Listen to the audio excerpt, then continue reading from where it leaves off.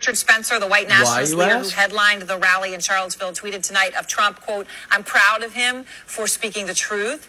And again, the David Duke tweet very quick after the press conference. He says, "Thank you, President Trump, for your honesty and courage to tell the truth about Charlottesville and condemn the leftist terrorists in BLM Antifa." He has gotten praise from these individuals before.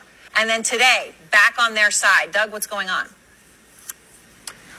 Look, Donald Trump blew up like a volcano today. It was an utter disaster of a press conference. He now has zero moral credibility with the majority of Americans, and he's become a bedfellow of people like David Duke in history. We look at Donald Trump. What other president, I get asked, would behave like this? No other president would behave like that. Donald Trump is par with people like David Duke, with Joe McCarthy, with George Wallace, with Gerald K. Smith. Donald Trump's allure to racist is rearing its ugly head in these final days of this contentious campaign. Last night, a mob scene in New Orleans after the former KKK leader and current U.S. Senate candidate squeaked into a debate on a black college campus. David Duke is one of Donald Trump's biggest and least welcome fans in Louisiana. Duke is barely getting 5% in the polls, but it was enough to get him on a debate stage and voice his admiration for Donald Trump. I will be Donald Trump's most loyal advocate to make sure his nominees go to the Supreme Court. Mark Potok with the Southern Poverty Law Center says racist groups of the past have gotten new life, like it or not, from Trump.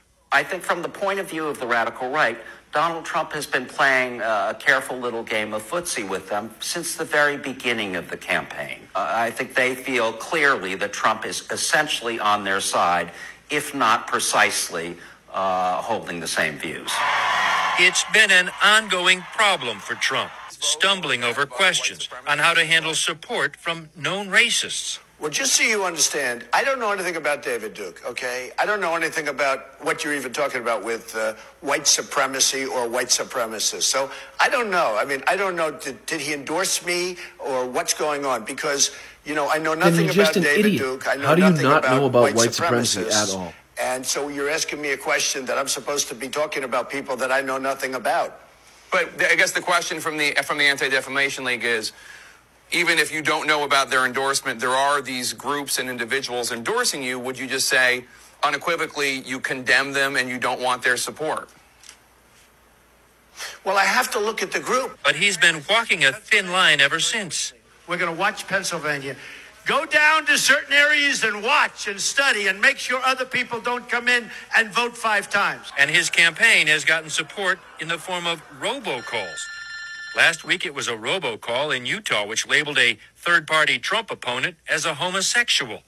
Earlier this year, white nationalist robocalls went out in New Hampshire saying vote for Trump to keep Muslims out and illegal immigrants deported. Jared Taylor, who calls himself a white advocate, told CNN, Donald Trump may not like him, but he likes what Trump says. Do you think that Donald Trump wants your support? I don't know whether he wants it or not. I think he wants support from everyone.